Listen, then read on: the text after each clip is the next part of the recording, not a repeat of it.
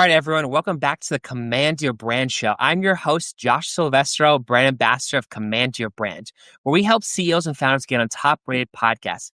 Definitely check us out at www.commandyourbrand.com and check out our book, the best podcast book in the world, at bestpodcastbook.com.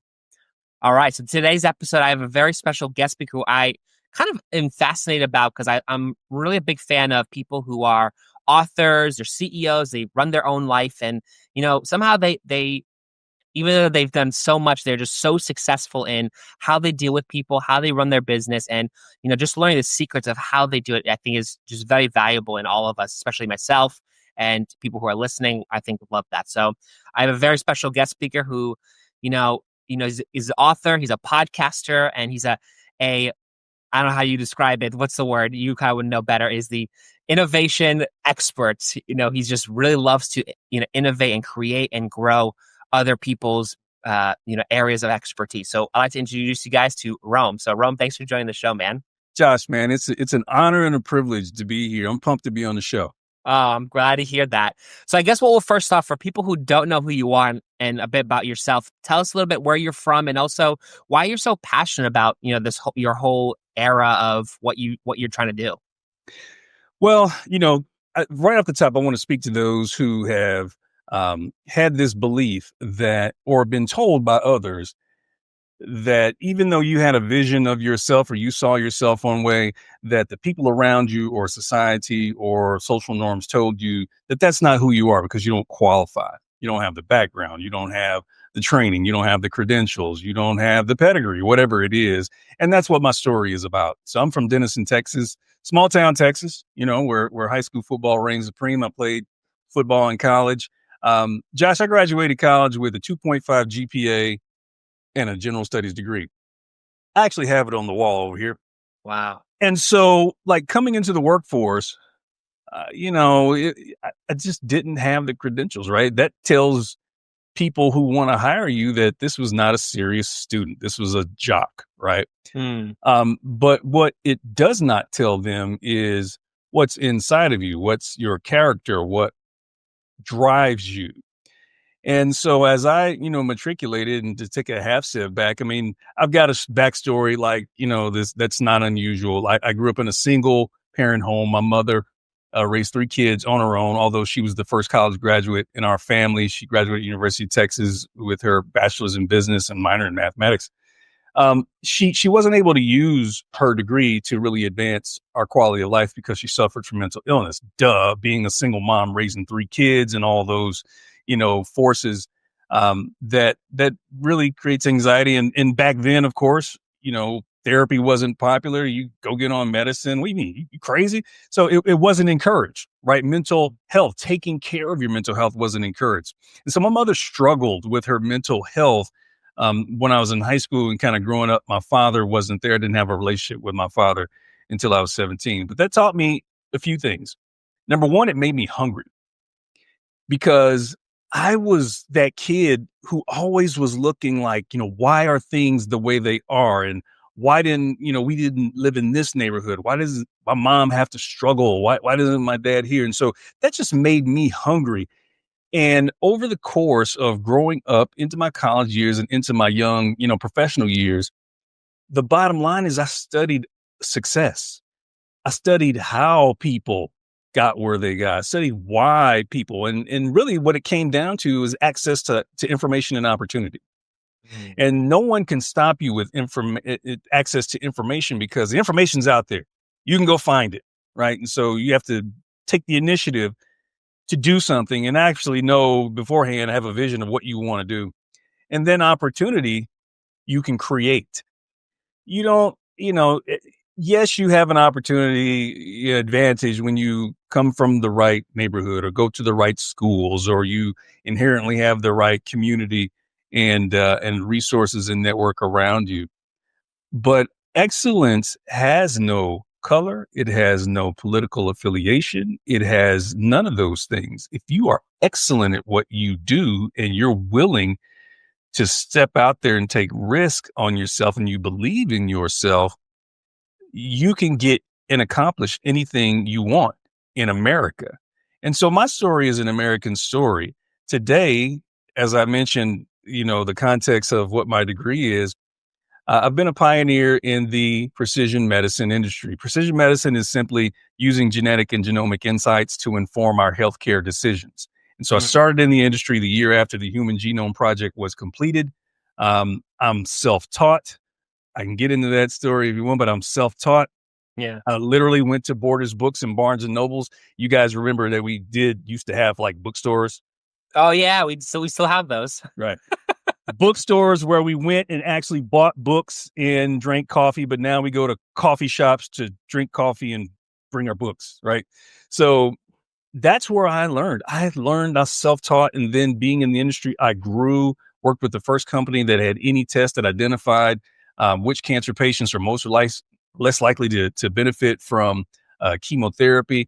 And then our knowledge of the human genome grew and grew.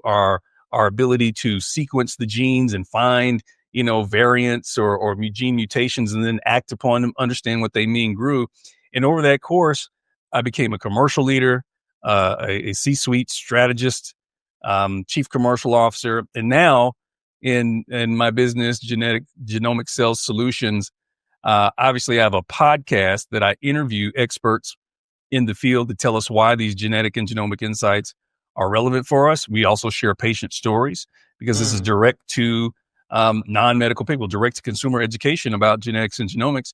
But I also have a consulting firm that helps early stage companies enter the market in a way that's disruptive, or they can be one of the top three in their product category. And for larger companies that are more established, to have a sales enablement platform where we do leadership coaching, keynote speaking, and I've got books to help them upskill their sales force, because the whole purpose of my platform is to increase patient access to these genetic and genomic insights so we can better our futures. wow, that is such a deep story. And I think that's cool. That's really amazing too. Like for you, as you were developing it, like what made you decide to go the route that you went on? Was it like just was there the challenges of the struggle in the family that made you decide I want to do this, is my passion, or like how did you enter that whole uh industry, you can say, in that area? Like what made you decide to go to this area rather than, I'm just giving an example, let's say a basketball player or like something else? Like what made you decide to go into this field particularly? Well, I can't even say that it was a decision that I consciously made. Now, back in the early 2000s, I was unemployed for a year Mm, before I got into the industry. During the year that I was unemployed, my mother, who had suffered from mental illness and, or mental health, really struggled. She was an empty nester at this point. My brother's at, Baylor University playing football. I yeah, was working. yeah, And my mother, unbeknownst to us, suffered her third and most debilitating mental breakdown. She stopped going to work. She eventually lost her job. We didn't know this, by the way. We didn't know any of this at the time. yeah. And, eventually she lost her home. And my mother spiraled into a lifestyle of homelessness. Wow. And during this year that I was unemployed, didn't have a job, no job opportunities. I mean, you understand it's easier to get a job while you got a job, right? Right. But during this time when I was unemployed, living off my savings, my mother, I was in a position where I couldn't even help my mother, Yeah. right? And so you talk about being, at the low moments of life, dealing with a mom who like you can't even talk about that with anybody. No one wants to hear you like your mother's homeless. Why don't you just go get her, right? Like there's I have an affinity for homeless people because I really understand that phenomenon more so than most ever would want to. But it was during that year that my mother was struggling, that my brother dropped out of school, right, to take care of my mother. And the way that he thought to do that was to sell drugs, Yeah. was an opportunity to work for that first company. Now, here's the deal. I'd established a relationship with the recruiter who was looking for somebody who was, crazy enough to take on a 5-state territory with a new technology. Now, the thing is, he believed in me. He says, they can train you. I think you've got what it takes to be successful, but you don't have any of the qualifications. Mm, It required someone who knew oncology. It required someone who knew how to navigate hospitals, the operating room, pathology. someone who understood surgery. I knew none of those things. Yeah. And so to prepare for the interviews, I went to the bookstores. I got books off the shelf. I started writing and taking notes because I couldn't afford to buy the books. The only book that I could afford to buy is a Mosby's Medical Dictionary, and it's on the shelf behind me. Wow. Okay. So that's how I prepared to interview for the job. Now, obviously, I got the opportunity and I had no idea how I got the job. And when I asked the hiring manager, like, why was I hired? He says, actually, it wasn't even close. Like, you knew more coming into this. And every time that we evaluated the talent, it was you, but then we would look at your resume and it's like, this is this guy. This is not the guy, right? Just there's Yeah. obviously somebody with more experience, but it just goes to show in times of chaos, there's a methodology that I teach. And today I talk about confidence. My Mm. speeches are about confidence. I talk to salespeople. I talk to entrepreneurs. I talk to high achievers because you do know, Josh, like just because a person is highly successful doesn't mean they have true confidence. And there is an aspect of fake it till you make it, but you can only fake it so long and for so many people. Yeah. So I teach the competencies, the keys to building true confidence in yourself, because as you grow and you don't stop and you believe in yourself, you believe you're worthy, you develop the skill and you have a strategy and a vision to get there, you can achieve a life beyond your wildest dreams. And that's what I'm living today because I didn't know the life that I'm living today was even available to me growing up in Denison, Yeah. Texas. Yeah. Well, I will tell you something. It's such a fascinating thing because, for me, I've read a lot of books on businesses. Like, there's just marketing, there's just different ways to actually grow. And some people we live in an age of AI where, like, sort of AI takes over our life. And like now we're just at a point where like things just are done for us rather we do the work for it. And I guess for people like, let's say that we have a lot of people who listen here, they're all new CEOs, they're new founders, they're new to a job. Let's just keep it even simpler than that. Like, where do you like if you were talking to your younger self, or you were talking to a younger entrepreneur or a younger person who wants to start something, where would you tell them to start, like in terms of maybe books to read or things to learn, that way someone can actually build something? Where would you start from? Because obviously, we live in a place where everyone kind of has their own situation going on. We're all not perfect, we all have problems, right? I guess for you, like, where would you start? Let's say if you were talking to yourself or someone similar that reminds you of yourself, like, where would you start off to help that person? Well, that's it's a big question, but I'll break it down like this. Yeah. The core pillar that doing something that's never been done before, doing something that you've never done before, you can have confidence in your ability. You can have confidence in your ability to learn, your intellect, your capacity to learn things. You can look at someone and say, if they can do it, I can do it. And you can have a lot of self-confidence. But if you don't have self-esteem, Hmm. if you don't truly value who you are and your unique life experience, if you don't have love and acceptance for who you are, you're building your empire on shifting sand.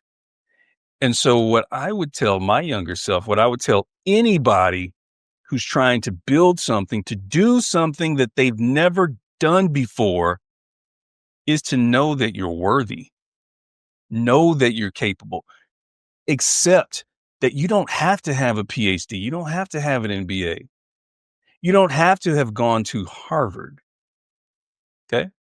If you really want to do it, what you need to do is build your inner man or inner woman to know that you are worthy of doing it. Because once you start on that journey to learning and doing something, stepping out of the box, stepping out of your comfort zone, doing things that people tell you, are you crazy? You've never done that before. You don't know anybody who's ever done that before. Why do you think that you can do that?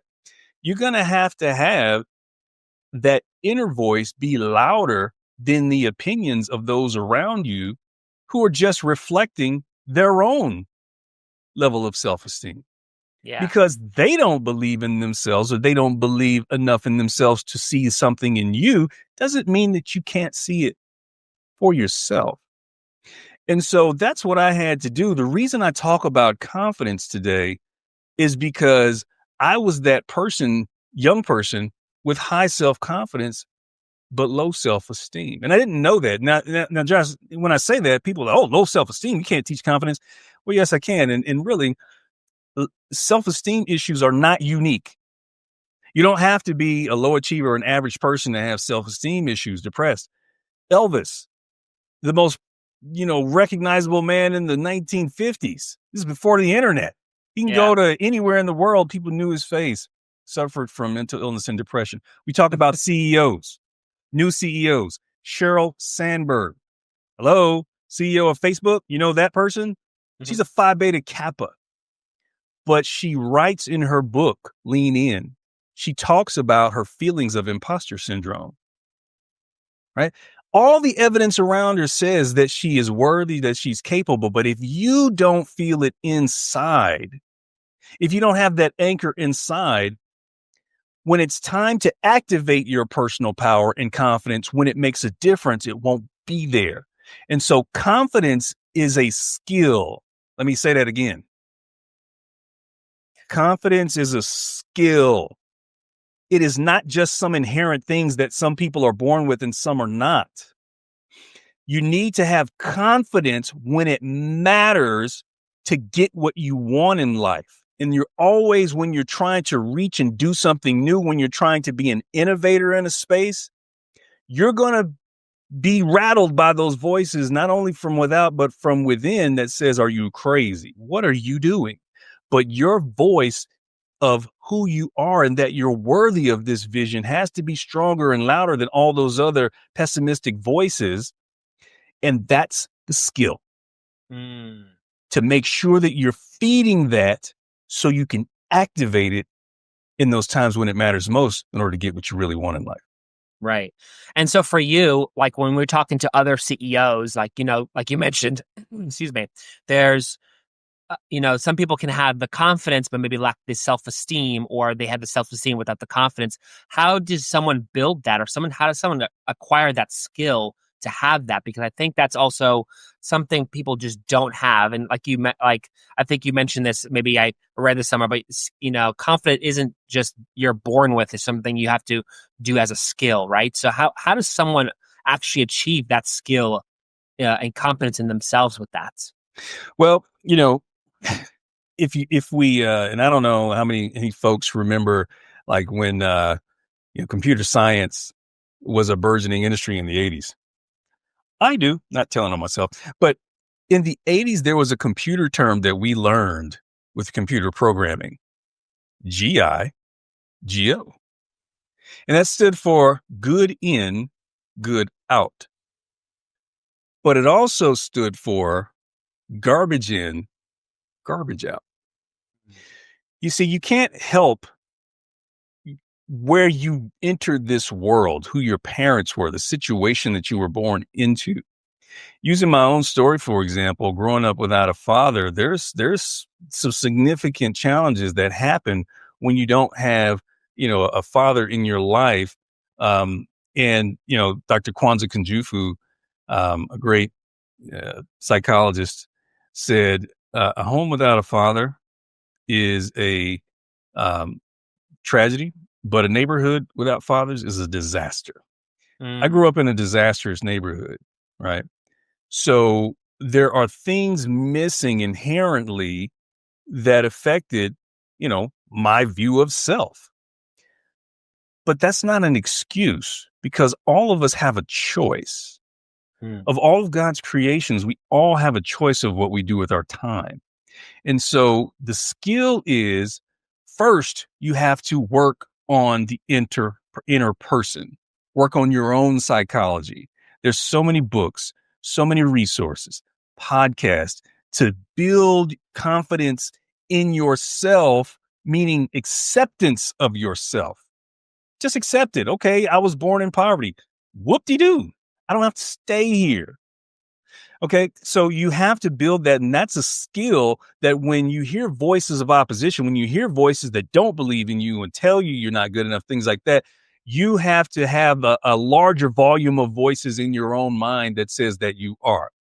The skill is making sure you deposit those seeds so they grow later on and they start to work intuitively in your psyche. The second thing is that builds confidence is skill. Josh, I always ask audience, what is, Serena Williams? What does Steve Jobs? What does, you name it, like all these people who are considered the best in the world at what they do? What do they all have in common? They shout out a bunch of answers, but the answer is skill.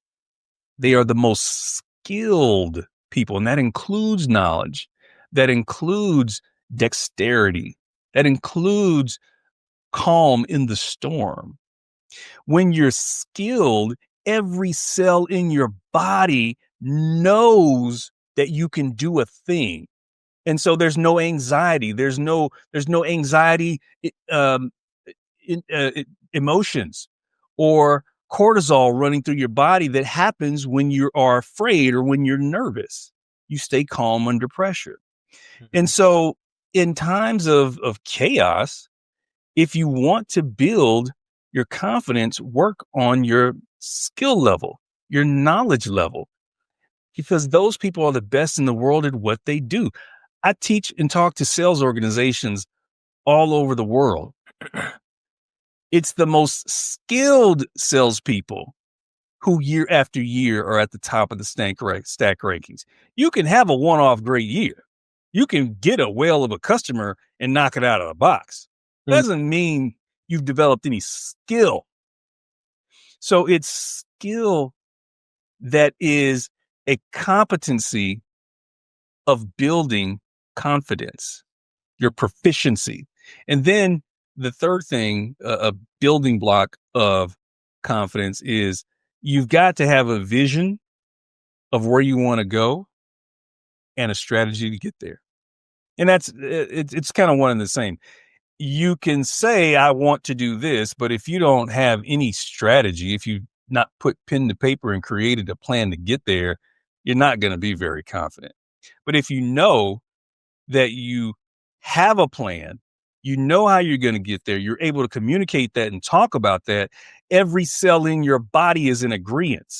So when you take those actions, you're not afraid. There's no anxiety. There's no pressure. This is just what you're supposed to do. And then you learn along the way that this doesn't work and you adjust that and you make augmentations to the plan. You make changes to the strategy. That's okay. That happens. But it's those three things that build the skill. You've got to have the skill of building yourself, your own self-esteem, accepting yourself, who you are, because there's nobody like you in the world. And that's for a reason. The second thing is you build your proficiency, your knowledge and your skill, your abilities, because the cells in your body align with that when you're doing that thing that makes you special. And then mapping out a vision and a path to get there. That means that in every cell of your body, the endorphins, the hormones, the pulses that come from our central nervous system, okay, it becomes intuitive. It becomes intuitive performance when you're doing that thing. And everybody else around you can see how comfortable you are, how confident you are, how you move with certainty, and it inspires them. And that's what they mean when they say, he's a really confident guy. It's not that you came with bravado and psyched yourself up. It is because every cell in your body is aligned to what you're doing. And that requires repetition of the things that we talked about that builds the skill of confidence. Right, exactly. I couldn't agree more. And so I guess you've obviously dealt with a lot of people, CEOs, founders, leaders, and I'm sure you've probably observed and seen people make mistakes in certain areas of, how they run their business or maybe how they operate. Is there any one prop or any one thing that you notice from a lot of these people that they kind of fail at over and over again regarding the same subject or the same matter? Have you ever run across like that with someone before or other people? Way too. There are far too many, and that could be a podcast all its own, Josh. But from making financial assumptions, and that's strictly financial. Like if you got to be an entrepreneur, you're going to run a business, you got to make sure the people who are making your financial assumptions are basing that off of something that is tangible, something that is data driven, so you can make data driven decisions. And I'm surprised constantly, whether it's startup or established companies, how many companies aren't doing that, right? You can go out and say, hey, this is the total addressable market for this. So the market is $2 billion. We're going to go get 10% of that. Well, is it really realistic? So the financial assumptions can be off. The leadership assumptions can be off. A lot of times when someone starts a new organization, starts a new company, says, I want to be an entrepreneur, they don't have a purpose. Purpose is the foundation of every successful organization. Understanding who you are and why you are, right? So purpose, mission, and vision, that's not there. But here's the thing, and I want to break this down to a level where everybody can understand this, right? So I understand there's CEOs out there, entrepreneurs, but one thing that, and I don't think we've talked about this so far, Josh, but I went to Harvard Business School and earned a specialty in business strategy. Mm. And the most profound thing of the entire course, 150 credit hours in this course, the one most profound yet simple thing that I learned at Harvard that people miss and it leads to their failure is they don't recognize the job that actually needs to be done. Okay, let me unpack this a little bit. Mm-hmm. People don't buy products and services just to buy them. They hire them to do a job. Okay. It helps the entrepreneur when you understand the job that needs to be done. You're understanding the causative factor of why people buy your product or service. What causes them to buy, not what correlates, right? We think about like demographics, or this is my market, this is my avatar, such as age, gender, and income, but that only correlates with buying behavior. A job to be done starts with your customer saying, help me do this, help me avoid, or I need to become more efficient. And the jobs to be done involve two things. One, there's a functional aspect, the practical, role of the product. What problem does it solve or fulfill for that customer? But also the emotional and social aspect, meaning the feeling that they get from either owning your product or service or what it does for them. Now, let me give you a perfect example. Disneyland. Okay. Disneyland back in the 1950s when it was established, a lot of people see Disneyland being established for the growing middle class at that time. There was more disposable income, more college educated people. Our economy was growing. And so naturally, we could target this demographic with young kids to bring their kids and have family experiences. That's not why Walt Disney created Disneyland. He understood the job to be done was to build a place where adults could escape and feel that joy and innocence that they had when they were a kid. That's the job to be done. That's why it's called the most magical place on earth. Okay. And guess what? They tapped into that because they started to recognize that adults were coming not only from all over the country, but from around the world. And some of them didn't even bring their kids. Wow. Right? Now, a little detour here. This is why we know this is true.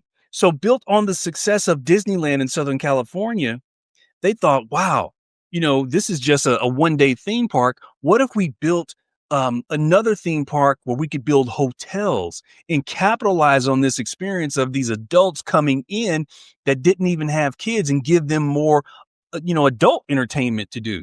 And they called, I think the name of that park was like California Dream or California Playland, something like that. You guys can certainly Google that. Yeah. But that did not work. That concept did not work. Why?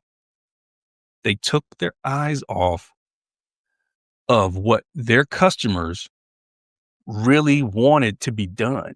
What was the job that they wanted to be done? They wanted to escape. They wanted to feel that feeling of being a kid again and being in that magical place with those cartoon characters that they grew up with. And they wanted their kids to have the same memories. But when they created that other theme park, they didn't nail the job to be done because that wasn't escapism, right? And so they lost money and they saw that the attendance wasn't what they thought it was going to be. So what did they do? They sold that theme park and they doubled down on the job to be done.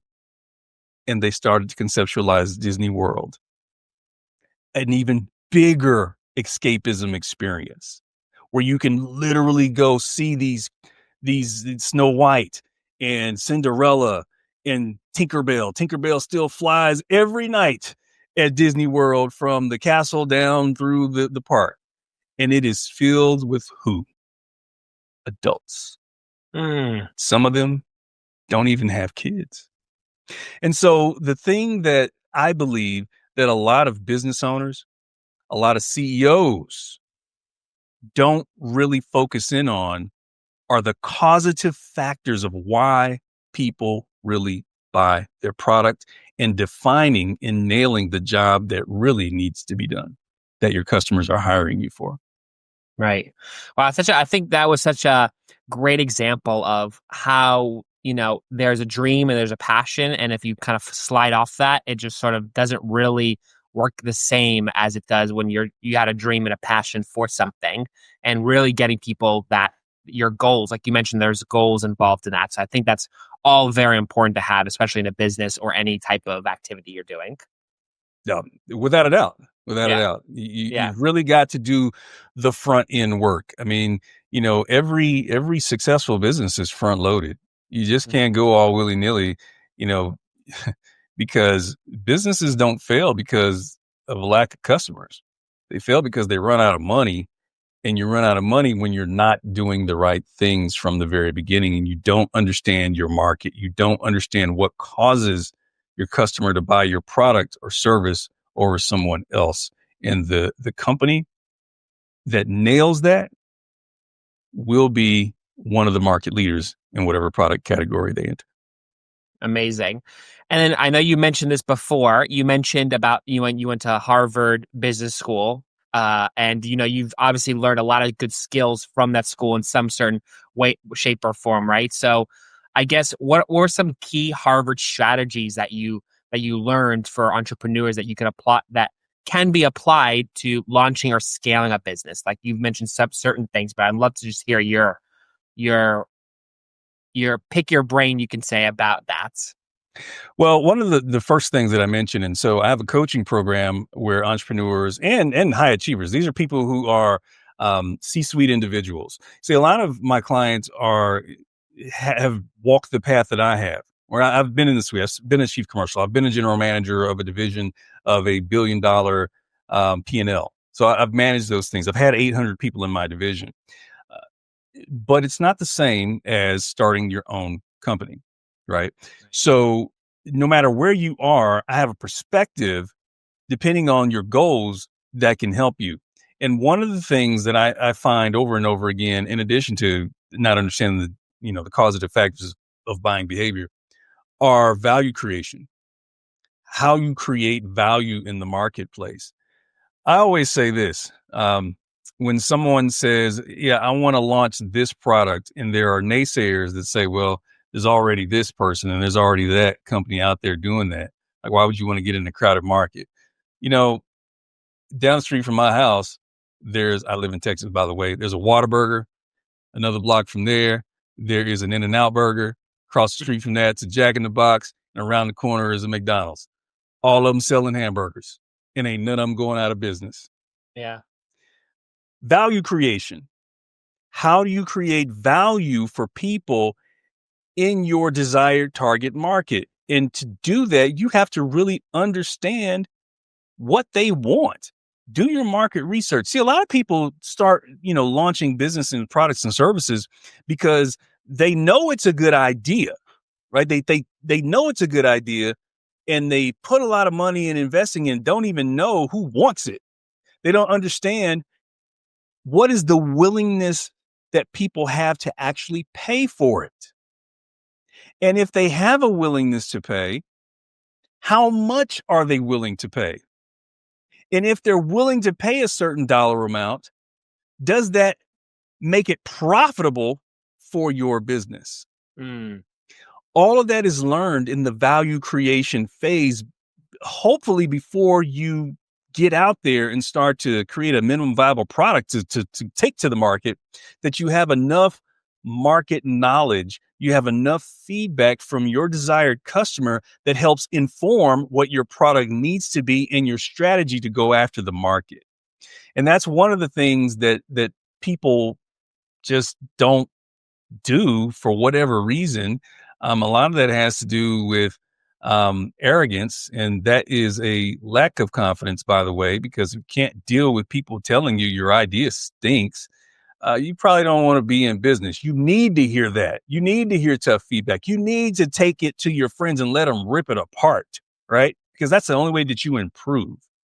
And so it's that value creation phase that people miss and think that they can launch a product and go against an incumbent and be disruptive in the marketplace.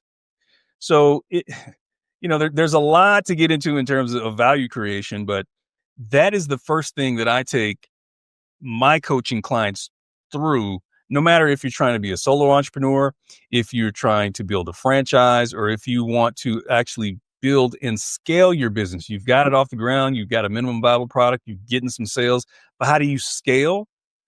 It's all rooted in value creation.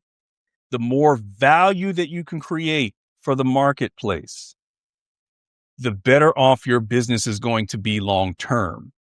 And have your finger on the pulse of your customer and the changing dynamics that sometimes can shift what they value. So that's one of those things that I can go deep in, but the value creation is a whole thing. And so what I give my cohort of clients that are in my business coaching programs is a template on how to build their business, right? From value creation, nailing the job to be done, making financial assumptions, and then properly assessing the market and building a strategy to go after it and to be profitable in your business. Mm. Wow. That's just amazing. I think you're so talented, so knowledgeable about these things. I think it's really amazing what you're able to, what you've learned. I think there's also there's a learning thing from college is good, but I think you have such unique experiences because you've dealt with a lot of things in your life specifically on how you've had rock bottom to where now you're on the top because of what happened. And I think that's really valuable. I think you have a lot of skill and a lot of understanding of how, in a way, life works. You know what I mean? So I think that's really cool. Hard earned. And, again, it goes back to acceptance. And again, the reason I teach confidence to high achievers, and that's that's my market, right? It almost seems counterintuitive. Like when people ask me, well, what's your topic that you speak about? I speak about confidence. Oh, great. I can have you in my organization. I spoke to somebody who's like, confidence. Oh, well, that's cool. Well, my group are already like CEOs and executive coaches and things like that. I said, well, that's my target audience. And they kind of gave me that funny look, like, how's this your target audience? These people are already confident. And that's someone who really doesn't understand confidence, right? From Oprah to, I mentioned the CEO of Starbucks to Elvis to Lady Gaga. Yeah. All of us, well, not all, that's strong. Yeah. Many of us who are high achievers still struggle with imposter syndrome. How did I get here? Right. And it's the skill that kicks in that reminds ourselves, oh, that's how I get here. I earned it. I freaking did the work. I freaking went out and did the hard stuff. I stood up in the face of naysayers who didn't believe in me, but I believed in myself. And so it's that skill of constantly feeding and planting into yourself positive seeds that grow in times when you really need it. Wow. Amazing. Well, I really appreciate the time you've given all of us, even myself included, on a lot of these skills and a lot of these things that just are really fascinating and just really understanding how you can actually build self-confidence and also build something worth of value. Because you mentioned earlier that you have to really be for yourself, be worth it, be you're valuable in some way, shape, or form, no matter if you think you're worthless or you're not, whatever, but there is some worth to you. You know what I mean? So I really appreciate just getting the understanding and more clarity on like how all that works. And I'm sure people who are listening can probably attest to that as well. So I really appreciate it. I sure appreciate the invitation to be on the show. You interview some amazing people, and I'm a lifelong learner, so I listen to podcasts. I have a podcast, but I listen to podcasts. I'm always reading books because why? That's the skill. Yeah. That's my skill. This is what I constantly do. You're either green and growing, or you're ripe and you're rotting in life. Come on, somebody. Exactly. Well, I appreciate the time you've given us in learning how you are so successful and how you help other people be successful. So I appreciate you giving this information out and just really understanding how that all works. So, and I know that you also have a gift too that you wanted to give to the audience. Absolutely. Absolutely. Listen, I'm so passionate about people activating their personal power and gaining confidence. You can fake it till you make it, but you can't fake all the people all the time, and you can't fake it for very long. So build the skill. And so I have for you for listening, for those of you still listening, I appreciate that. Go to iwantmorenow.com. My platform helps you create more of what you want by simply using more of what you already have. I've got an audio program for you called Everyday Star Power, the 12-step confidence algorithm. And if you follow these and if you embrace them and let the algorithm work for you, you'll be amazed when you find yourselves in positions or in situations where maybe you were being challenged before, maybe you were uncertain of yourself and you were nervous. You know, you're not really yourself. You're not standing truly in your own personal power, that you would able to shift that energy to stand in your personal power because the algorithm is working for you. So you can reach out to me, ronmadison.com, all my social media platforms. I appreciate your follow, but go to iwantmore.com. And that's for somebody who knows that there's something greater that they want to achieve, but they've not taken the steps, or maybe you've taken the steps or you become discouraged or let life get in the way because life be lifing. Go to iwantmore.com. Get this audio program. It's available for you, immediate download, and let the algorithm work for you. Perfect. What a way to end it. I love that. And I thank also everyone here for listening to this channel and listening to this podcast. Definitely like and subscribe.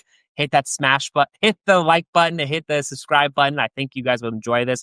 And go check out Rome, because I think he's an amazing, amazing speaker, entrepreneur, and he's done a lot. And I think he can help you as well. And Rome, it was an honor talking to you, man. Josh, man, keep doing what you're doing. I love the show, and thank you for having me on. It's a real honor. Awesome. You too. Thanks for joining.